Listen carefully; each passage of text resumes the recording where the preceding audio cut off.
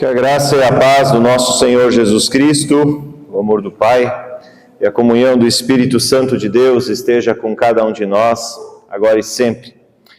Amém.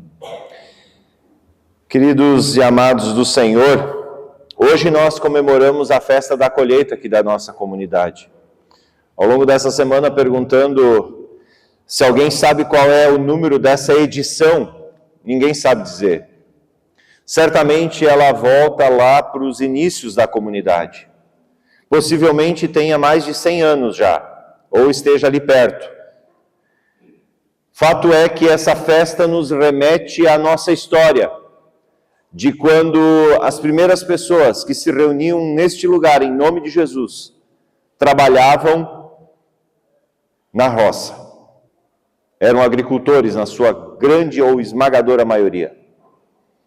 Hoje essa realidade mudou. A cidade está nos engolindo, ou melhor, já fomos engolidos.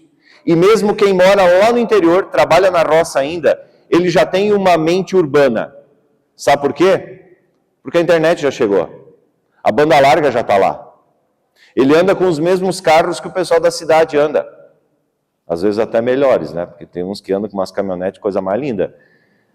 A turma do agro é forte. Já não há mais essa diferenciação tão grande. Por isso, talvez o melhor nome seria a festa de gratidão, que é o que queremos celebrar de fato. A gratidão por um Deus que não nos esquece. A gratidão por um Deus que não nos abandona. A gratidão por um Deus que nos dá o pão de cada dia, o pão que precisamos. Aqui na frente tem lugares, gente. Aqui nessa lateral também, fiquem à vontade, ok? Nós queremos celebrar ao Senhor. Só que essa festa da colheita, ela não começou com a gente. E nem começou com os imigrantes que trouxeram para cá esse hábito da festa da colheita.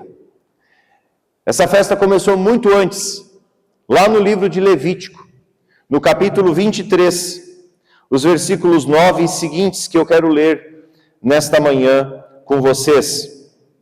Levítico capítulo 23, versículos 9 e seguintes, que dizem assim: O Senhor disse a Moisés: Dê as seguintes instruções ao povo de Israel. Quando entrarem na terra que eu lhes dou e começarem a primeira colheita, levem ao sacerdote um feixe dos primeiros cereais que colherem. No dia depois do sábado, o sacerdote moverá o feixe para o alto diante do Senhor, para que seja aceito em favor de vocês. Nesse mesmo dia, ofereçam um cordeiro de 1 ano, sem defeito, como holocausto para o Senhor. Junto com o sacrifício, apresentem uma oferta de cereal de 4 litros de farinha da melhor qualidade, umedecida com azeite. Será uma oferta especial, um aroma agradável ao Senhor. Ofereçam também 1 litro de vinho como oferta derramada. Nesse dia, não comam pão algum, nem cereal torrado ou fresco, enquanto não apresentarem a oferta ao seu Deus. Essa é uma lei permanente para vocês e deve ser cumprida de geração em geração, onde quer que morarem. A partir do dia seguinte ao sábado, o dia em que levarem o feixe de cereal a fim de ser movido para o alto como oferta especial, contem 7 semanas completas. Continuem contando até o dia depois do 7º sábado, isto é, 50 dias depois. Então apresentem uma oferta de cereal novo para o Senhor. Onde quer que morarem, levem 2 pães que serão movidos para o alto como oferta especial diante do Senhor. Preparem os pães com 4 quilos de farinha da melhor qualidade e assem-nos com fermento. Serão uma oferta para o Senhor dos primeiros frutos de sua colheita. Junto com o pão, apresentem 7 cordeiros como holocausto para o Senhor. Esses holocaustos, junto com as ofertas de cereal e ofertas derramadas, serão uma oferta especial com aroma agradável ao Senhor. Em seguida, ofereçam um bode como oferta pelo pecado e 2 cordeiros de 1 ano como ofertas de paz. O sacerdote levantará os 2 cordeiros como oferta especial para o Senhor, junto com os pães que representam os primeiros frutos de suas colheitas. Essas ofertas que são santas ao Senhor pertencem aos sacerdotes. Esse mesmo dia será declarado dia de reunião sagrada, um dia em que não farão nenhum trabalho habitual. Essa é uma lei permanente para vocês e deve ser cumprida de geração em geração, onde quer que morarem. Uau! Cansa, né? Porque é muita regrinha, é muita lei, é muita ordem, é muito detalhe que Deus dá. Vamos orar? Obrigado, Senhor, por essa palavra de Levítico, que quando a gente lê até a gente se perde de tantos detalhes. Mas nessa palavra, Senhor, existem princípios que querem nesta manhã falar ao nosso coração. Princípios, ó Deus, muito profundos, especiais e existenciais. Por isso, Senhor, que o Teu Espírito Santo fale a nós e nos permita compreender esta palavra que nesta manhã Tu nos presenteias. Fica conosco e abençoa o ouvir da Tua palavra. No nome de Jesus é que oramos. Amém. Querida comunidade, nós ouvimos aí um texto que é muito profundo e ao mesmo tempo detalhista, porque ele é a ordem, a regra de Deus para como o povo de Israel deveria celebrar a sua festa da colheita. E a festa da colheita, ela não dura apenas um dia, um final de semana. Ela duraria 50 dias. Começaria com o corte do primeiro feixe de trigo e se encerraria com o último feixe de trigo colhido. O período de colheita, mais ou menos, em Israel era de 50 dias, porque era tudo manual. E era no sistema de mutirão. E o ciclo do trigo, ele mais ou menos levava aí uns 50 dias, desde o início até o final. E Deus dá uma ordem para eles: façam uma festa quando cortarem o primeiro feixe, permaneçam em festa até cortarem o último feixe de trigo. 50 dias. Que mais adiante foi interpretado como Pentecostes, pelos cristãos. É interessante a gente ver como as coisas têm uma origem em Deus. E mais adiante, os cristãos então disseram: olha, isso é uma tradição israelita, então nós vamos fazer a nossa festa da colheita. Porque também nós, como cristãos, assim como os judeus, entendemos que se a terra produz comida, não é por nossa capacidade ou força. Embora tenhamos desenvolvido alta tecnologia agrícola, o Brasil é um destaque nesse sentido, em termos de tecnologia agrícola, melhoramento genético. Embora tenhamos máquinas que facilitem o trabalho do homem do campo, assim, absurdamente, ainda assim, o crescer, o germinar, o produzir, não depende de nós. Nós podemos acelerar alguns processos. Nós podemos aumentar a produtividade por hectare. Mas ainda assim, quem manda na terra não somos nós. É o Senhor. E diante dessa percepção de que não depende de nós, mas depende sim do Senhor, em todas as épocas e em todas as gerações, cristãos fizeram e fazem a festa da colheita. Como uma lembrança, como um rememorar, como um relembrar de que se temos algo, não é fruto do nosso esforço apenas, é fruto do cuidado de Deus. Por isso, esse texto ele se torna importante, porque ele traz princípios bem claros e fundamentais para nós, enquanto cristãos, que celebram a gratidão a Deus pela produção da terra.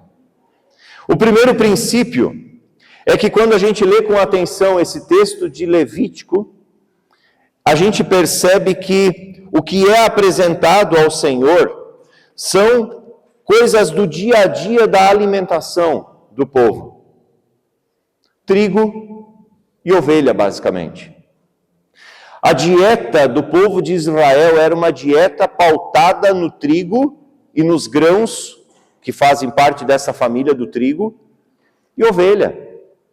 A ovelha era fundamental para a proteína, para a vestimenta. Ela era fundamental por conta da sua gordura. O trigo nem se fala. O trigo junto com a cevada, com o malte e outros grãos desta família. O que é trazido para Deus não é algo extraordinário, mas são as coisas do dia a dia. Ou seja, aquilo que estava na mesa. Às vezes a gente cai na tentação de achar que precisa agradecer a Deus pelas grandes coisas. Ou se eu tivesse acertado as 6 dezenas ontem, eu também estaria feliz hoje e agradecendo.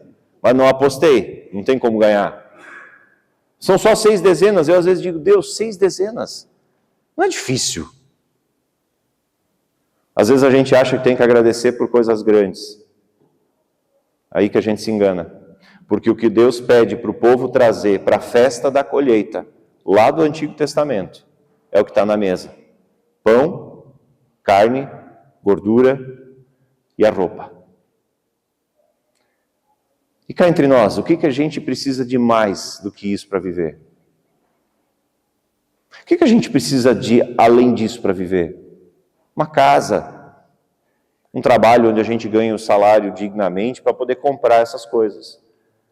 Porque tudo que a gente acha que precisa além, vai ficar para um outro um dia. E o outro, talvez não sabendo o quanto custou para ter, vai desperdiçar e gastar de qualquer forma. Então, o primeiro princípio que nós temos aqui, nesse texto de Levítico, é que Deus pede que se traga, que se agradeça pelas coisas corriqueiras do dia a dia. Só que Deus pede para que seja um cordeiro sem defeito. Interessante, várias vezes no texto aparece, traga um cordeiro sem defeito. O que era um cordeiro com defeito? Cordeiro manco ou um cordeiro que tivesse uma mancha? Não era considerado digno de ser oferecido ao Senhor. Às vezes a gente também, para a igreja a gente doa o que está sobrando em casa. Pô, tem uma geladeira velha, pastor, a gente trocou a nossa lá em casa, dá para doar para a igreja? Se tu me fizer essa pergunta, a resposta vai ser não. Por que a igreja tem que ganhar a geladeira velha? Ah, pastor, porque eu não tenho como dar uma nova. Que bom que tu pôde trocar a tua, mas abençoa uma família que talvez não tenha geladeira. Por que Deus tem que ganhar as coisas que estão sobrando ou que estão estragadas? É a mesma lógica. Então Deus diz, olha, eu não quero um cordeiro que manco. Ah, nasceu ali um cordeiro que tem uma perna defeituosa, vamos oferecer. Deus ia dizer, não. Eu quero o melhor. O segundo princípio que tem por trás desse texto de Levítico é: os israelitas entendiam a festa da colheita como uma festa para o Deus Criador. Não uma festa para eles, mas uma festa para Deus. Uma festa de louvor, de gratidão a Deus. A gente tem que entender que Deus deseja sim a nossa festa, mas para Ele. E quando a gente faz festa para Deus, automaticamente, o padrão não é nosso, é o padrão de Deus. Por isso, aqui tem uma galera que se esforça, que se dedica, que está dias e noites trabalhando e se dedicando para oferecer o quê? O melhor. Vocês já comeram a cuca? Quem comeu, comeu. Quem não comeu, acho que não tem mais, né? Tem ainda? Umas 10. Tinha 460. O bolo de aipim, eu não provei ainda, mas todo mundo fala do tal do bolo de aipim. Tem ainda? Acho que não. Eu vou ter que ter uma conversa com esse presbitério depois. Alguém disse que tem, então não sei se tem. Vejam lá. Mas a gente quer oferecer o melhor. Ah, porque a gente quer servir bem as pessoas também. Mas em primeiro lugar, porque a gente quer honrar Deus. Deus não nos dá lixo. Quem produz lixo é a gente. Deus nos dá água pura que sai da fonte. Ah, o que o ser humano faz? Bota esgoto, bota pneu velho, joga geladeira, morreu um terneiro, joga lá na beira do rio, a água leva embora. Deus não nos dá lixo. Deus nos dá o melhor. E por isso a festa da colheita era entendida como festa ao Deus Criador, que nos dá só o melhor. Esse é o segundo princípio. O terceiro princípio que nós temos nesse texto de Levítico é o princípio dos primeiros frutos da terra. E esse princípio pega a gente no contrapé. Por quê? Porque normalmente a gente esquece de Deus. Normalmente a gente esquece de Deus. Normalmente Deus fica com o que sobra. E é interessante perceber que o texto de Levítico, ele diz: tragam para mim os primeiros frutos da terra sem defeito. Primeiro para aquele que deu a chuva, a fertilidade do solo, o milagre da vida, porque eu não posso simplesmente botar um monte de semente em cima da mesa da minha casa e começar a dizer germinem, germinem, germinem. Vai dar bicho, vai estragar, vai dar um monte de problema ali, os passarinhos vão vir comer e elas não vão germinar. Quem faz o milagre da vida germinar na semente é o nosso Deus. Por isso, quando Deus diz, olha, tragam para mim os primeiros frutos da terra, Ele está dizendo com isso um recado para nós. Para que a gente não esqueça de Deus. Para que a gente não dê das sobras. E se sobrar, nunca sobra. Não sei como é na tua casa, mas lá em casa nunca sobra. Sempre tem algum carnezinho para fazer. Né? Sempre tem alguma coisa para trocar, alguma coisa para comprar. Aí as calças das crianças já não servem mais, daí tem que comprar e quando tu vê, foi-se a grana. Por isso, uma disciplina espiritual importante da fé cristã é separar primeiro para Deus. Nós praticamos esse princípio lá em casa. Sabe por quê? Porque algumas vezes a gente deixou Deus chupando o dedo. Senhor, se essa frase é ofensiva para ti, perdão, mas às vezes a gente deixou Deus chupando o dedo. Esse mês não sobrou para o dízimo. Oh Deus, pois é. Ainda bem que a tua misericórdia vai além da nossa disciplina. E faz um tempo já que a gente tem separado o primeiro valor para Deus. É muito abaixo do que eu gostaria de poder ofertar para Deus e dizer, Senhor, obrigado porque não tem faltado pão na mesa. Não tem faltado saúde para nós, não tem faltado um telhado sobre a nossa casa, sobre nossa cabeça, não tem faltado nada, Senhor. Eu queria dar muito mais, mas é o que eu posso e eu dou com gratidão e alegria. Por quê? Porque tudo que temos não é nosso, vem de Deus. Por isso, Deus não quer a sobra, Deus quer o primeiro. Como uma forma de dizer, Senhor, ainda tem para passar o mês. E tá bom. Porque no final, tudo que a gente juntou vai ficar para alguém. E esse alguém talvez vá viajar com o teu suor. Talvez vá trocar de carro todo ano com o teu suor. Talvez vai até dizer assim, eu nunca quis isso, vou vender. E vende por um preço de banana, também não dá para dizer, porque banana está cara, né? Mas por um preço que seja menor do que de fato vale. Tu está me entendendo? A lógica de Deus é uma lógica de disciplina para nós. Deus não quer o último, Deus quer o primeiro. Por isso, uma boa prática é que todo mês, quando a gente recebe, a gente separe a parte de Deus. Que percentual? Isso é contigo e a tua gratidão. Mas que tu separe a primeira parte para Deus. É princípio de Levítico. E esse é um princípio valioso e valoroso para nós. Porque se a gente olha lá para o texto com o qual nós começamos o culto, que é a história da viúva, que deu apenas as 2 moedinhas que ela tinha, nós vemos que Jesus está observando e está todo mundo dando das sobras. Ela dá tudo que ela tem. E aqui não é sobre quantia. É sobre confiança. Não é sobre quantia, é sobre confiança. Eu já vi uma cena muito triste uma vez, de uma pessoa que foi acertar suas contas, entre aspas, com a igreja, e chegou para o tesoureiro e jogou o dinheiro assim, em cima da mesa. Eu, como pastor, estava ali do lado, eu vi aquela cena e eu me senti muito incomodado. Eu acho que se eu fosse tesoureiro daquela comunidade, eu teria recolhido aquele dinheiro, dado na mão da pessoa e dito, nós não precisamos disso. Nós não precisamos disso.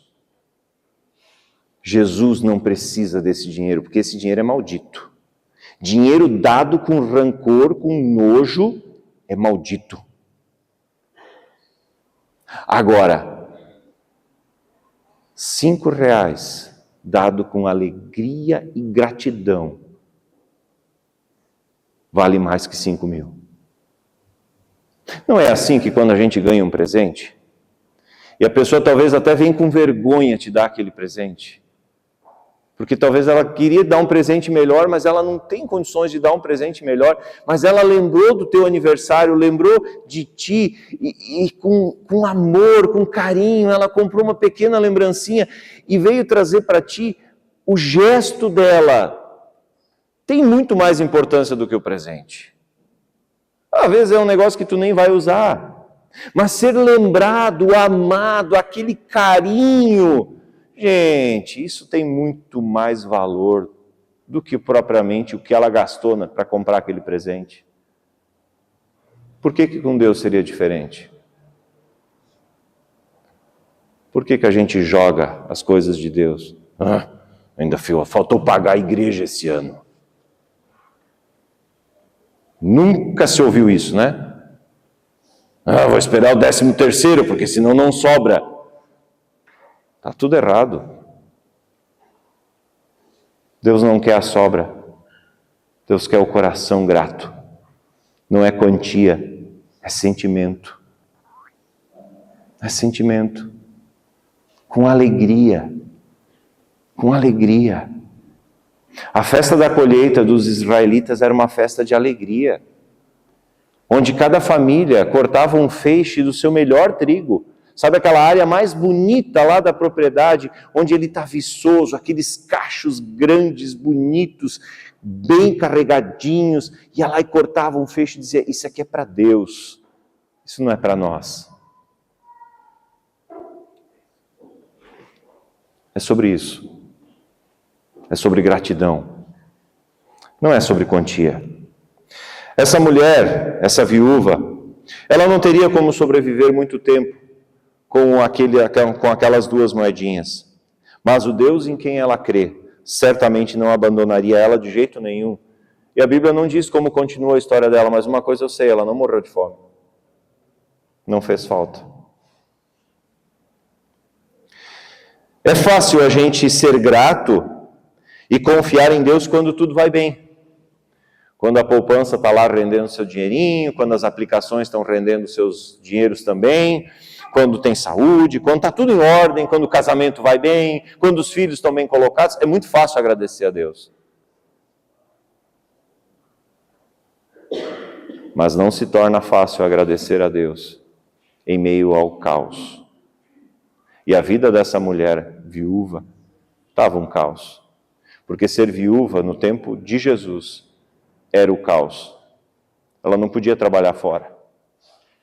E se ela não tivesse um filho maior de idade que trabalhasse e trouxesse pão para a mesa dela, ela não teria nem sequer a garantia do sustento. Dependeria das esmolas e misericórdias do outro. E agradecer a Deus em meio ao caos, que negócio difícil. Mas é o convite de Deus para nós agradecer sempre. Agradecer sempre. Existem 2 fundamentos essenciais na vida do cristão, independente da situação que a gente vive, que é confiar, apesar dos pesares, no cuidado de Deus e agradecer. Conta-se uma história de um senhor que vinha toda semana ao grupo de oração da sua comunidade. Vinha viúvo, sozinho, filhos morando longe, E ele vinha para o grupo de oração e a única oração que ele fazia era a oração de gratidão. Ele nunca pedia nada. E ele morava numa casa muito simples, muito humilde, sozinho. Ele mal e mal tinha para a sua própria subsistência. E no dia anterior ao grupo de oração, deu uma grande tempestade que acabou com aquela região toda. E o pessoal veio para o grupo de oração pensando assim, eu quero ver se aquele velhinho hoje vai agradecer por alguma coisa. Porque chega a dar nos nervos, porque ele sempre tem tudo para agradecer. Não tem nada, mas tem tudo para agradecer. E as pessoas comentando, eu quero ver o que ele vai agradecer hoje, porque não sobrou nada da casa dele. E quando estão reunidos em oração na comunidade, e chega a vez dele orar, ele diz assim, Senhor, eu te agradeço, porque nem todos os dias são como o dia de ontem. Amém. Que tapa na orelha, né? Apesar do caos, ele tinha muito a agradecer, porque todos os dias não eram como o dia anterior, quando a sua casinha foi destruída. É claro que isso é uma história, mas que quer mostrar muito bem que, independente da situação que a gente vive, a gente tem muito mais a agradecer. Gratidão não é uma atitude isolada, é um jeito de viver. Gratidão não é uma atitude isolada. Ah, acertei as 6 dezenas, ganhei uma fortuna na Mega Sena, agora então eu tenho a agradecer. Não. É jeito de viver. É agradecer pelo pão na mesa. É agradecer pela esposa que levantou e está preparando o café, ou o marido que levantou e está preparando o café. É agradecer por poder dar um beijo nos filhos de manhã cedo, quando eles levantam e vão para o colégio. É agradecer por dar um beijo, por ter ido na casa da mãe comer sagu no domingo de tarde. É jeito de viver. Não é atitude isolada. Eu desconfio que para Deus, muitas vezes, ao olhar pelo meu coração, nós sejamos bem econômicos. Se sobrar, Deus ganha. Deus não quer sobras. Deus quer tudo. E não é sobre quantia. É sobre coração agradecido. Que Deus nos abençoe e que a paz de Deus, que excede todo o entendimento, guarde a nossa mente e o nosso coração em Cristo Jesus. Amém.